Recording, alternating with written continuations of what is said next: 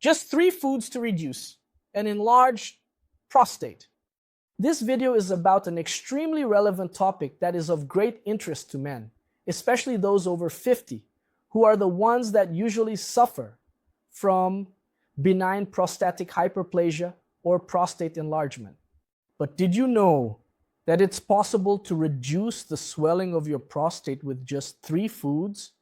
In this quick video, I'm going to reveal what those foods are, how they can make a difference, and how to include them in your daily routine to take full advantage of each one's properties.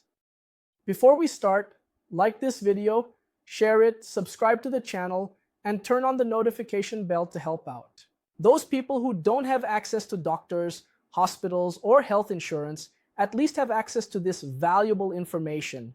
These are foods that you will see are accessible, available in the market, at your local store, on your farm, basically everywhere, okay? And they aren't expensive, but they are very useful for those who have prostate issues or for anyone looking to protect themselves from this problem. Just a reminder, if anyone wants to schedule a consultation with me to take care of their health, not just to treat diseases, but to focus on natural health, the link is in the video description and in the pinned comments.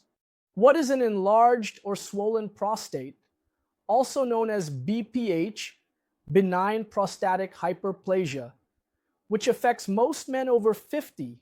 What are the signs and symptoms? Difficulty urinating, a feeling of a full bladder even after urinating, a frequent need to go to the bathroom, especially at night. That person who wakes up 3, 4, or 5 times to urinate. When you go to urinate, it's a weak stream. This happens because an enlarged prostate can press on the urethra, making it difficult for urine to flow. But the good news is that some foods, these 3 foods I'm going to tell you about here, they will help reduce the swelling and consequently improve the signs and symptoms. First, food, folks. This one is the most famous, okay? I want you to tell me now if you have any prostate issues and also let me know where in the world you're watching me from. I love being able to meet you better, okay? So, the first food, I want you to guess what it is in the comments. It's on this list because it's rich in lycopene, which is a powerful antioxidant that protects the prostate against inflammation and cellular damage caused by oxidative stress. Several studies have already shown that lycopene can reduce the size of the prostate, improve the signs and symptoms of benign prostatic hyperplasia, and even help in the prevention of prostate cancer. Who knows what food this is? Guess what it is? Write it in the comments. I'm going to reveal it now. Okay, this food is tomato, folks. How are we going to make the most of the lycopene in tomatoes? Raw tomato, isn't the ideal way to take advantage of lycopene. The ideal way is to saute this tomato, cook this tomato with some healthy fat. Why? First, it becomes more available when heated. And second, it also becomes more available for absorption. When it's combined with a fat, and the tomato doesn't have fat because lycopene is fat soluble. So the tip is to saute the tomato in olive oil, beef tallow, coconut oil, or a little butter. Okay, to absorb more lycopene. Another option is to buy tomato sauce, as long as it's just tomato. Don't buy that tomato sauce that has a bunch of stuff in it. That one isn't healthy, okay? So, if you consume tomatoes 2 to 3 times a week, you'll increase your chances of taking care of your prostate. Dr. John, is there any other food that has lycopene? Yes, I actually brought it here. Watermelon is also rich in lycopene. Second food, but first, I want to talk a bit about what I mentioned regarding prostate cancer. Prostate cancer, like most other types of cancer, is closely linked to lifestyle.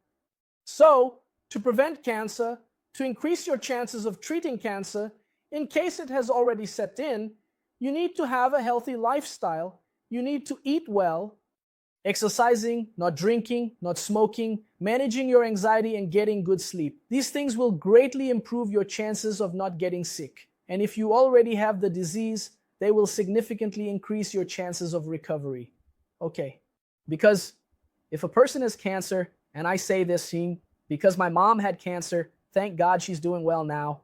I saw when I would accompany her to chemotherapy that other patients were in line drinking Coca-Cola, those guarana drinks like Guaracamp, and they were eating snacks. And I couldn't understand that because it's obvious that that behavior is going to greatly reduce that person's chances of coming out well from cancer treatment. Why? The treatment is already very aggressive. If a person keeps harming their body with food, the outcome won't be positive. So folks, the message here is to encourage a healthy lifestyle. You need to have this to prevent, treat, and reverse diseases. Hypertension, diabetes, high cholesterol, poor circulation, everything is related to your habits. Read my book, The Longevity Code. There's a physical version and a digital version. The link is in the video description and in the pinned comments.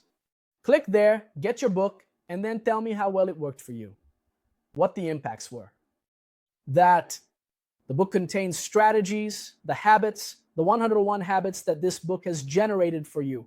We'll talk more about that in a bit. The second food, folks, is pumpkin seeds, which are rich in zinc, an essential mineral for prostate health because they contain healthy fatty acids that help reduce inflammation in that gland and improve urinary flow. 30 grams of roasted pumpkin seeds, that's just right. Okay, no more than that because it's very high in calories. Agreed? You say right. I have here, within reach, I have tomatoes, I have watermelon, I have pumpkin, I have garlic. What else do I have? I have organic corn. Okay. Organic, non-GMO. I have organic apples. I have papaya, which is not organic, but papaya, just like watermelon, are two fruits that don't require much use of pesticides, okay? So you see here that my diet is very natural with real products, with real foods, without ultra-processed ones. And our third food, which is actually an ancient drink, is a tea. And try to guess what tea this is. It's a tea rich in catechins, antioxidant substances, that help reduce inflammation throughout your body and also help prevent more serious problems in the prostate. This tea also has diuretic properties, which can relieve urinary symptoms caused by benign prostatic hyperplasia. This tea is known for its color, and it's a tea that is widely used in the East, in China, mainly. Guys, what tea is this? From a plant called Camellia sinensis. Try to guess in the comments what tea this is. I'm going to give you a little break. What tea is this? Write in the comments. Did you write it down? It's green tea, okay? So 2 to 3 cups of green tea a day are allies for your overall health. Be careful not to drink it close to bedtime because it has caffeine and it might possibly disrupt your sleep, okay? You can add lemon. If you don't have a problem with it, you can add honey. A cane syrup, but please don't add refined sugar. Even rapadura is better than refined sugar. And then, to enhance the effects, the benefits of these foods and lifestyle, read the book, put into practice what's in the book. Link in the description, link in the pinned comments. The message is this: if nature doesn't produce it, it's better not to consume it. To make it really easy, everyone should understand that all the tips are in the book. So if you're discovering this now, you've wasted valuable time. If you had read the book before, you would have known this a long time ago. So, don't let more time pass. No, fly. Papa, there's a really cool promotion for the book. The link is in the description and in the pinned comments. If you're struggling with an enlarged prostate, include these 3 foods in your daily routine: tomato, watermelon, pumpkin seeds, green tea. We'll see each other again in a little while. Bye.